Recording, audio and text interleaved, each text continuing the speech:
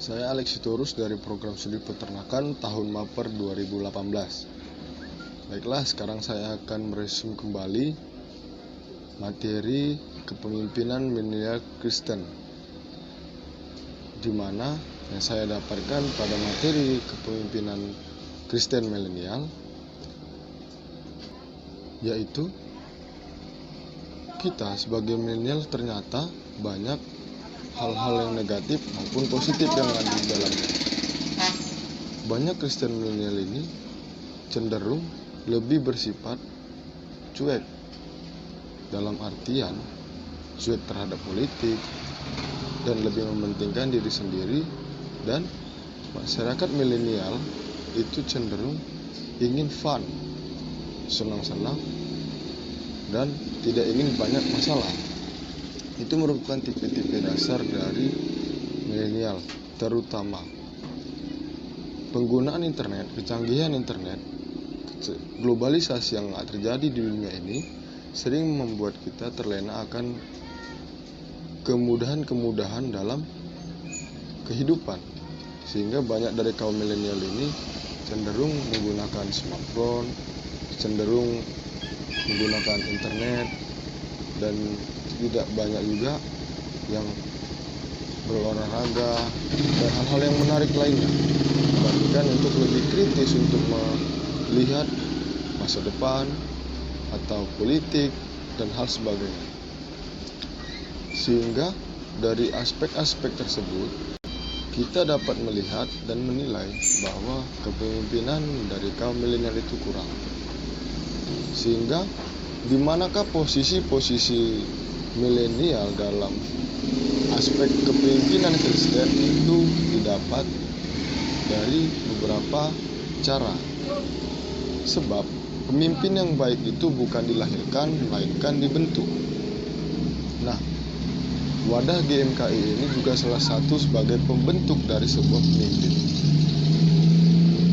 Ketika pemimpin itu dibentuk, maka dia akan terlatih untuk memimpin. Sehingga pemimpin itu dibentuk, bukan dilahirkan.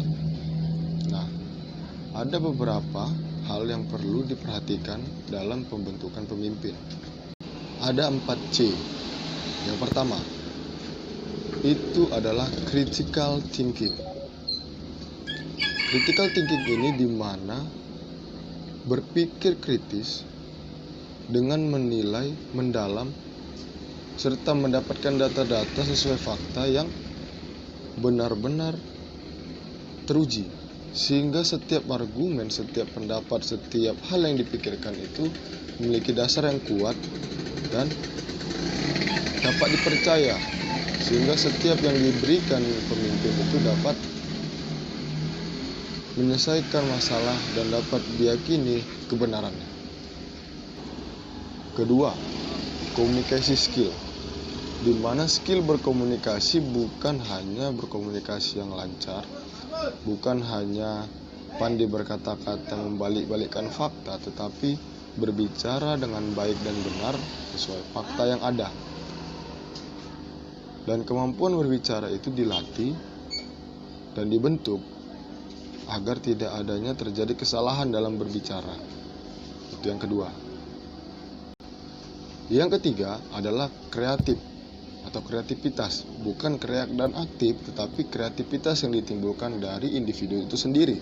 Sebagai pemimpin yang baik, kita harus memiliki kreativitas dari diri kita, inovasi, ide-ide atau gagasan, sehingga dalam kondisi apapun, dalam situasi apapun, kita tetap memiliki hal yang baru yang dapat kita berikan kepada orang lain, baik berupa ide, gagasan maupun sebuah ciptaan yang dapat banyak orang rasakan dari setiap yang kita lakukan.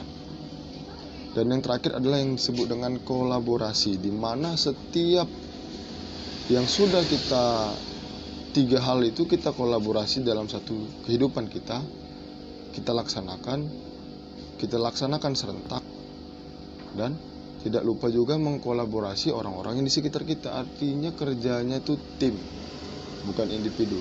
Sekarang tidak zamannya lagi berdiri sendiri, hidup sendiri, tetapi kita harus merangkul saudara-saudara kita.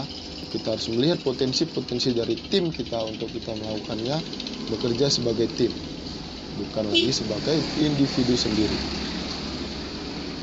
Nah, dari keempat aspek tersebut, itulah yang akan membentuk seorang pemimpin menjadi pemimpin yang baik. Adapun hal-hal yang sering dan yang harus dipahami juga sebagai orang pemimpin itu, yang pertama itu adalah baper. Bukan baper ya sering galau atau diberikan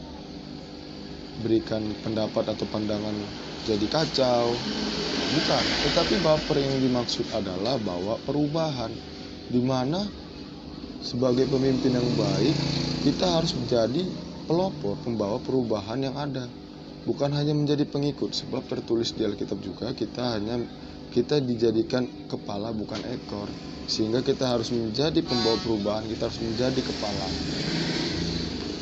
Yang selanjutnya ada yang disebut kuli.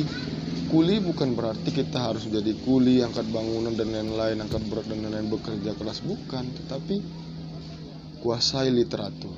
Dengan literatur-literatur yang ada, dengan bahan-bahan yang kita kuasai, dengan bacaan yang kita pahami, kita mampu untuk menjelaskan dengan dasar yang kuat, sehingga setiap yang kita sampaikan itu memiliki dasar yang dapat dipercaya.